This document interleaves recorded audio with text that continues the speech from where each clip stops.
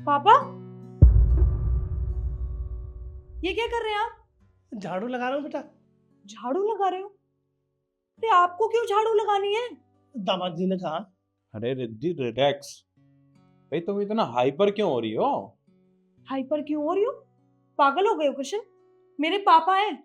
मैंने इसलिए यहाँ पर नहीं बुलाया था इन्हें कि यहाँ पे झाड़ू लगाएंगे, और तुमने इन्हें बोला है झाड़ू लगाने के लिए, क्यों? अरे रिद्धि, तुम्हारे पापा पूरा दिन घर पर फ्री पड़े रहते हैं, खाते हैं पीते हैं सोते हैं, कोई काम नहीं करते।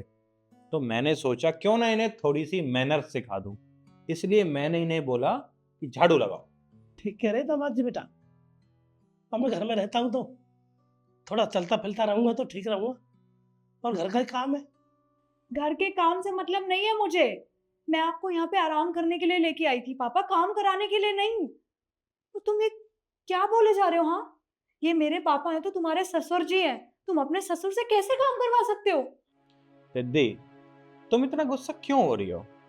तुम मुझे एक बात बताओ, तुम्हारे पापा पूरा दिन पड़े रहते, कुछ नहीं करते।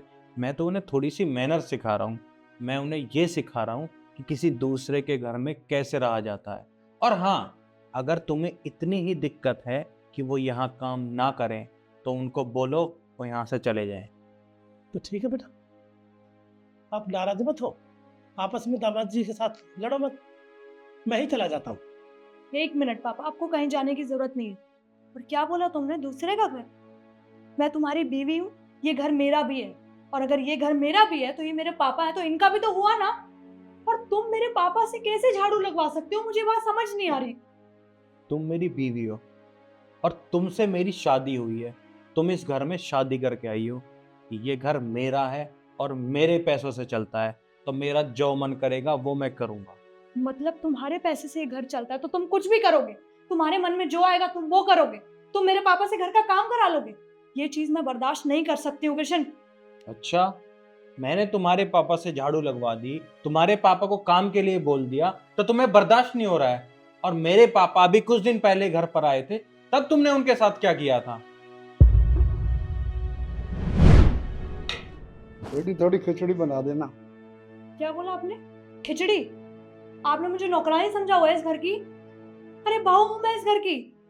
सारा दिन काम करते रहो आपका, कभी ये कर दे कभी वो कर दे, कभी कपड़े धो दे कभी खाना बना दे। अरे पागल हूं क्या मैं?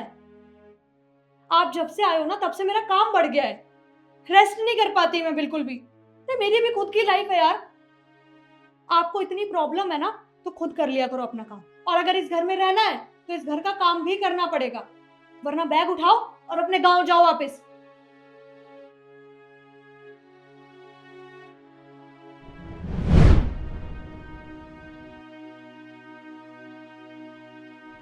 कुशन, जो तुम मुझे समझाना चाहते थे मैं अच्छे से समझ गई हूँ। उस दिन जब मैंने तुम्हारे पापा के साथ ये सब किया तो तुम्हें कितना बुरा लगा होगा, क्योंकि आज जब मेरे पापा को मैंने काम करते देखा तो मुझे भी बहुत बुरा लगा। देखो कृष्ण, प्लीज तो मुझे माफ कर दो। मुझसे गलती हो गई। मुझे तुम्हारे पापा के साथ ऐसे नहीं करना चाहिए था। Really sorry. आगे से कभी ऐसा नहीं होगा।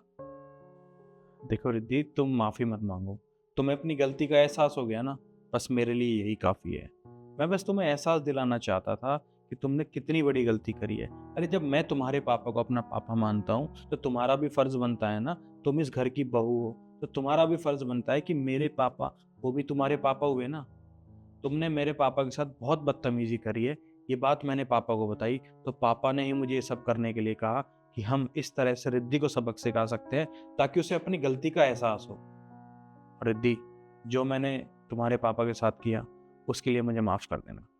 नहीं कृष्ण, तुमने तो बिल्कुल ठीक किया, वरना तो मुझे कभी पता ही नहीं चलता कि मैंने कितनी बड़ी गलती की है। इसमें तुम्हारी कोई गलती नहीं है, तुम माफी मत मांगो। बस मुझे माफ कर दो, आगे से कभी ऐसा नहीं होगा। हाँ बेटा, दामाद जी ठीक करें। आपस में हमेशा हंसी खुशी रहो, और भगवान से दुआ करता हूँ हमेशा ऐसे ही रहो। हो पापा, ये झाड़ू मुझे दो। आप अपने कमरे में जाके रेस्ट करो। ठीक है बेटा, तो खुश रहो, भगवान तुम्हें बनाए रखे। और तुम भी चेंज कर लो। हाँ।